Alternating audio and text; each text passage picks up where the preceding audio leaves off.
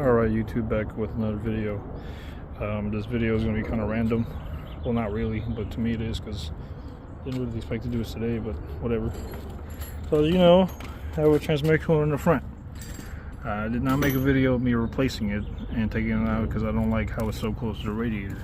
Right now I have mocked it up using zip ties, but now I'm going to make it look more professional. So what I got to do now is actually, you know, lock it up here, make sure it's all right. What I'm going to do is get these corner braces from Home Depot, 2-inch corner braces, and basically what I'm going to do is I'm going to basically, what do you call this, mock it up. Oops, sorry. Make it look like this, or sorry, like this.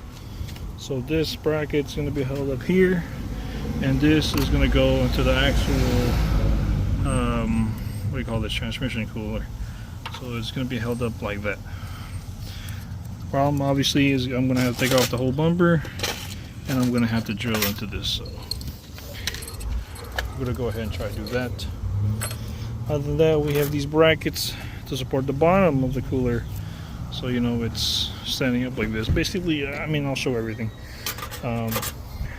so it's not confusing, but first thing I gotta do is obviously take off the bumper, and I'm gonna do that right now. Alright, so we got the front bumper off. Girlfriend Angela's helping with this one. Thank you for helping. This is basically what I made. I'm just mocking it up.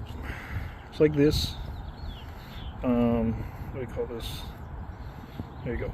That's how it's going to be. What's going to happen is I'm going to go ahead and mount it here, just like this. And I'm going to mount, I'm going to make the mark, and I'm going to drill into here. It's basically going to be in the front like that, because it gives enough space for it doesn't hit this, but it's not too close there. Because if I put it in the back, it's too close to the radiator. But when I shove into the front, it's more than enough space. So what we're gonna do is we're gonna have the bolt and everything hold it. So yeah. All right. So what I did was I mounted it on there, and I went ahead and marked it with a marker, and I drilled the holes. I'm gonna use this drill right here from Harbor Freight with some Harbor Freight bits. Did the job, no problem. The only difference is on this side they're all 2-inch L's, and this side is one 2-inch, and one and the back one right there is a 2.5-inch, because the hose is in the way and it doesn't clear it. So basically what we did was we had one 2-inch and one 2.5-inch, and these are corner braces, what they're called. Got this from Harbor Freight. So yeah. Oh, sorry. Oh yeah, Home Depot. Sorry, Home Depot. I got it from Home Depot. The drill was from Harbor Freight.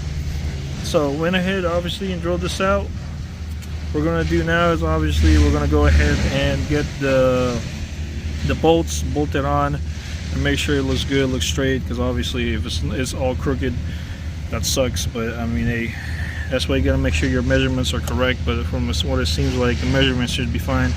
I'm gonna go ahead and put Loctite on these just so they don't move, and I'm gonna go ahead and snug them all in. So let's go ahead and do that.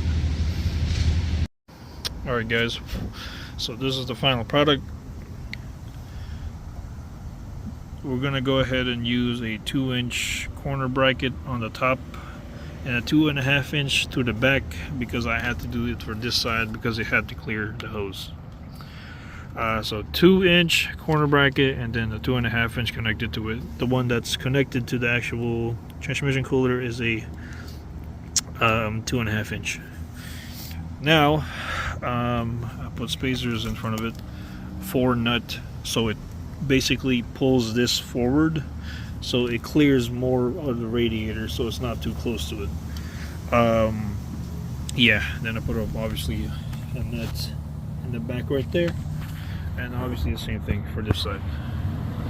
went ahead and tightened it up, put a washer on it, made sure that this right here has clearance. Obviously it does.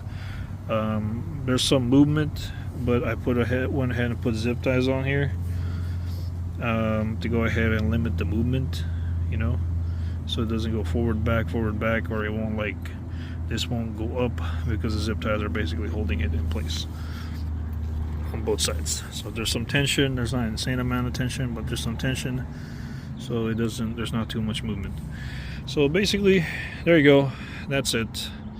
That is the best way I could think of mounting the bracket without mounting it to the radiator. So this is the modified. This is a new one. This is part number I forgot. I don't remember the part number off the top of my head. I'm going to go ahead and put it in the description, because I really don't remember what part number this was. But this is a new one, because the old one that I put on, if you saw my old video, I'm putting a transmission cooler on this car. It didn't have a bracket like this, and I found this one having a bracket, and this one was supposed to be better. It was more expensive. It was like 150, 160 bucks around there. But I'm gonna leave a link in the description below if you want to get this exact one.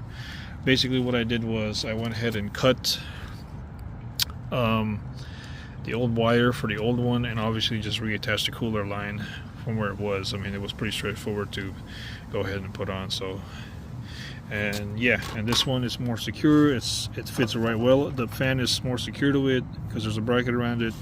It fits well, it fits better. Now what we're gonna do is maybe actually put that back. Can you try and turn on the fan? Just flip it on and turn it off. I just need to see if it turns on. Also make sure everything turns on. So she's gonna go ahead and flip the switch out. As you can see, there you go. Pretty strong fan. It turned on. So there you go. That's all you need to do. Other than that, obviously what I did was I did not take off the old connection. I see that the ground's still there. I just cut the old fan from here and then just went ahead and butt connected it, and this is what it is inside here. Went ahead and put the butt connectors, and the butt connectors obviously just keep it in place, keep it safe, keep it in place.